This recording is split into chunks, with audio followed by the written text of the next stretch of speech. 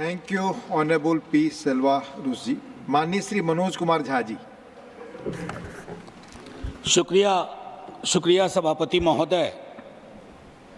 कौन सुनेगा मेरी चाक दामनी का अफसाना, यहाँ सब लोग अपने अपने पैरहन की बात करते हैं।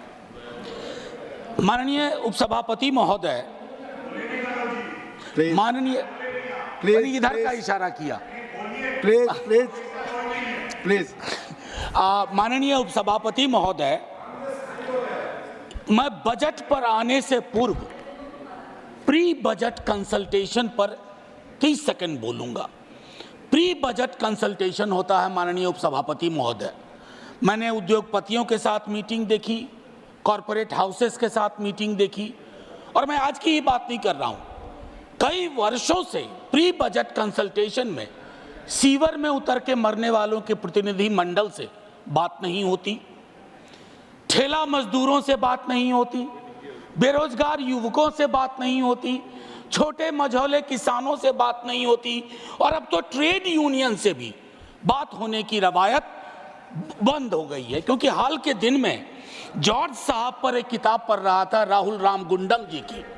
उसमें पता चला कि आज जिन चीजों के लिए लोग नाराज हो जाते हैं सदन में, जॉर्ज साहब तो उन चीजों के बगैर सदन में अपनी बात ही नहीं रखते थे। चाहे बिजनेस हाउसेस का नाम लेना हो या इंडस्ट्रियल पॉलिसी की बात हो। मैं ये क्यों कह रहा हूं कि ये मैडम का 7वां बजट है, उनको बहुत बधाइयां मिली। सर, 7 साल पुराना तो नहीं हूं, 6ठी बार मैं माननीय वित्त मंत्री जी के समक्ष आर्टिकल 39 क्लॉज सी, और मैं चाहता हूं सब लोग पढ़ें कि हमारा बजट हमारे प्रियम्बल में है डिग्निटी, जस्टिस, इक्वालिटी। हमारा बजट उसको कितना रिफ्लेक्ट करता है। आर्टिकल 39 सी जो कंसंट्रेशन ऑफ वेल्थ की बात करता है माननीय उपसभापति महोदय, कि राज्य की कोशिश होनी चाहिए कि इनकम इनइक्वालिटी इस रूप में ना बढ़े। मैं नहीं बताना चाहता कि 90% संसाधन किसके कब्जे में है। माननीय सभापति महोदय, आय की इतनी बड़ी असमानता,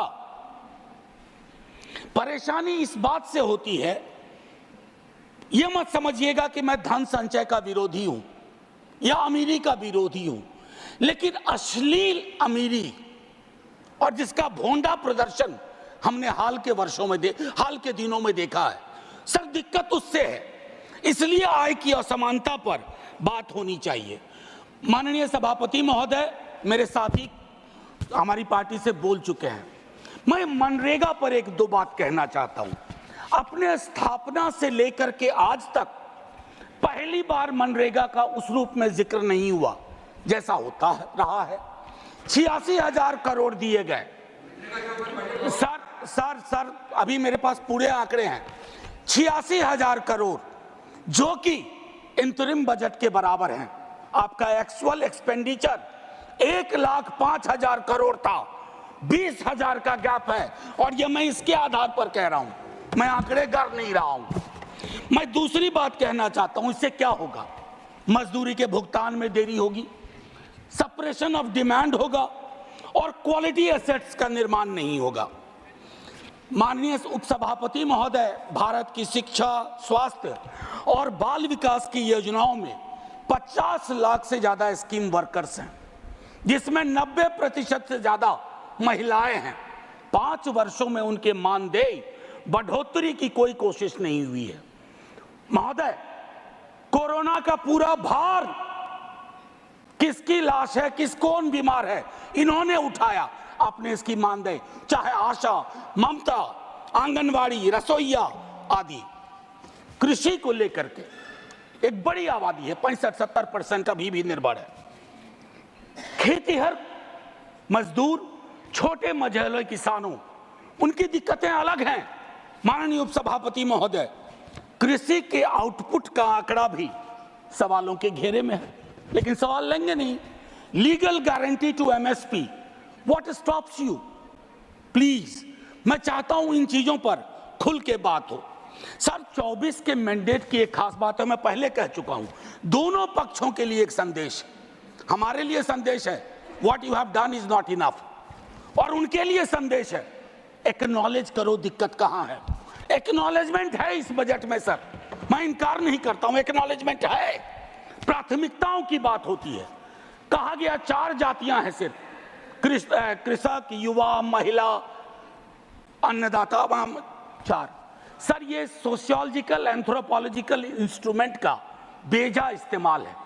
इस देश में जाति हकीकत है सर, 100 दफा बोल चुका हूं और मैं कह रहा हूं कि जब तक आप जातिगत जनगणना नहीं करवाएंगे, आपकी टारगेट स्पेसिफिक नहीं होगी, आपका बजट मीनिंगलेस होगा, आपकी नीतियां लोगों तक नहीं पहुंचेंगी। सर पे हाथ रखने से, आंख पर हाथ रख लेने से हकीकत नहीं बदलती है सर। और I must tell you, idea which has arrived, you cannot kill that idea. Caste census is that idea. Sir बेरोजगारी को लेकर के तकरीबन 27-28 करोड़ का बैकलॉग है सर, और बेरोजगारी की कहानी अद्भुत है।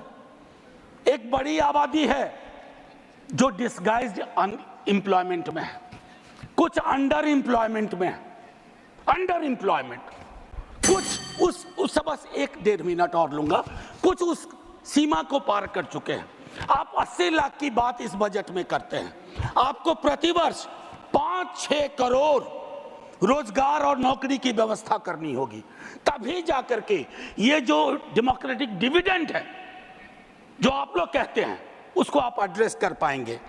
एमएसएमई सेक्टर सर, खास करके उसमें जो माइक्रो और स्मॉल है, आपने उसकी रीढ़ तोड़ दी है, चाहे डिमोनेटाइजेशन हो, जीएसटी हो। और रीढ़ तोड़ने के बाद सर सर्जरी चाहिए, बैंडेड नहीं लगाना पड़ता है, आप बैंडेड लगा रहे हैं। अप्रेंटिसशिप, इंटर्नशिप, एक ही बात कहूंगा सर, खत्म ही कर रहा हूं, 5,000 रुपया आप दे रहे हैं। एक तो कहते हैं विल नज द कॉर्पोरेट हाउस, मैंने नज का हिंदी अनुवाद देखा, कोहनी से धक्का मारना होता है। अब आप कॉर्पोरेट हाउस को कोहनी से धक्का मार के कह रहे हो कि रख लो 5,000, 30 दिन से सर, बस 1 मिनट और 30 दिन से डिवाइड करिए, 166 रुपए 66 पैसे, ये तो न्यूनतम मजदूरी भी नहीं है। और आखिरी सर, जय हिंद बोलने से पहले बिहार को लेकर बड़ी बात हुई सर, हम तो मुफ्त में बदनाम हो रहे हैं। 2015 का प्रधानमंत्री जी का आरा वीर कुंवर सिंह की धरती का भाषण सुनिए, फिर टॉर्च लेकर के या लालटेन लेकर के स्किल यूनिवर्सिटी ढूंढिए, केंद्रीय विश्वविद्यालय भागलपुर में ढूंढिए। हम तो सिर्फ इतना कहना चाहते हैं, हमने लाखों के बोल सहे सितमगर तेरे लिए, तो मैं सितमगर से आग्रह करूंगा इन मुद्दों के मद्देनजर बजट को रीलुक दीजिए, बजट को आम आदमी का बजट बनाइए। जय हिंद सर, शुक्रिया बहुत बहुत। माननीय डॉक्टर दिनेश शर्मा जी।